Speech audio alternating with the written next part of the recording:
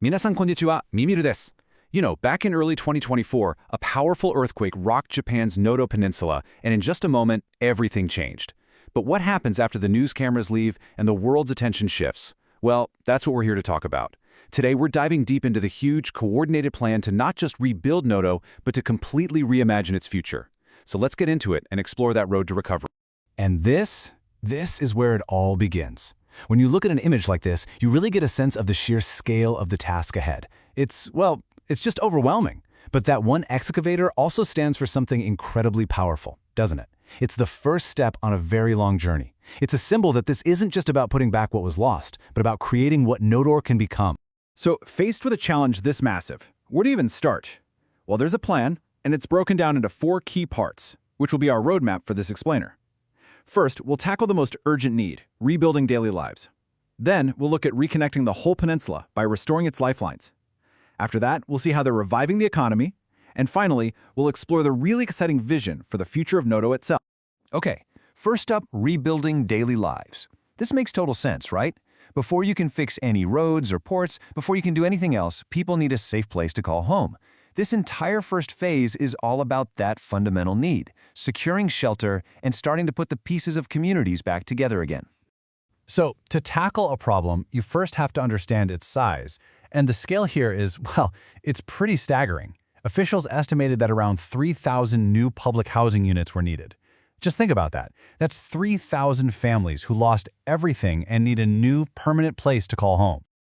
But see, that big number, 3,000, it doesn't really give you the full picture. When you break it down city by city, a much clearer story emerges. The damage was incredibly concentrated in a few areas. Wajima and Suzu City alone account for more than half of the total need.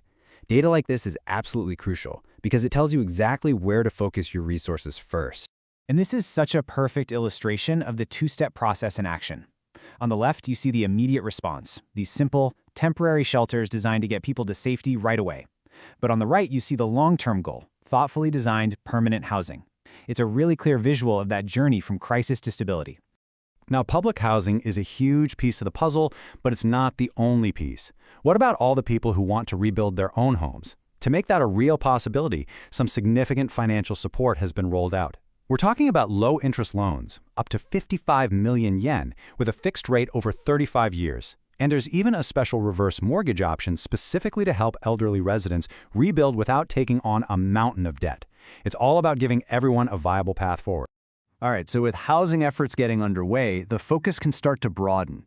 And that brings us to the next massive undertaking, restoring the critical lifelines. Think of these as the arteries of the region, the roads, the ports, the utilities. They're absolutely essential for daily life and for any hope of a real recovery.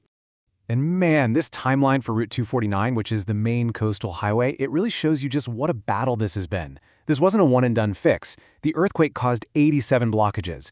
And just as crews would make progress, something else, like heavy rains, would cause new landslides and new closures. It just goes to show you, recovery is never a straight line. It's a constant fight. The earthquake's impact wasn't just on land. At Wajima Port, the quake literally lifted the entire seabed, making the harbor 1 to 2 meters shallower. Way too shallow for many fishing boats. But look at the methodical progress here. By clearing the port in stages, they were able to bring the fishing industry, the lifeblood of the town, back piece by piece. First seaweed, then gillnet fishing, and by November, the prized snow crabs. And this is where the recovery gets really interesting and forward-thinking. See, it's not just about patching up the old systems. In places like Suzu City, they're using this as an opportunity to innovate. They're testing out new tech like satellite-based leak detection for water pipes and even decentralized water systems. The goal isn't just to rebuild, it's to build back stronger and smarter. Okay, so people are getting into homes, infrastructure is slowly being repaired. What's the next big challenge? It's the long-term economic health of the region. This is all about bringing back jobs, bringing back tourism, and creating a real, sustainable sense of vitality for the future. A massive part of Noto's economy has always been tourism. And it's built around these iconic, breathtaking landscapes, like the Shirayone Senmidaya rice terraces you see here. Restoring sites like this isn't just about making things look pretty.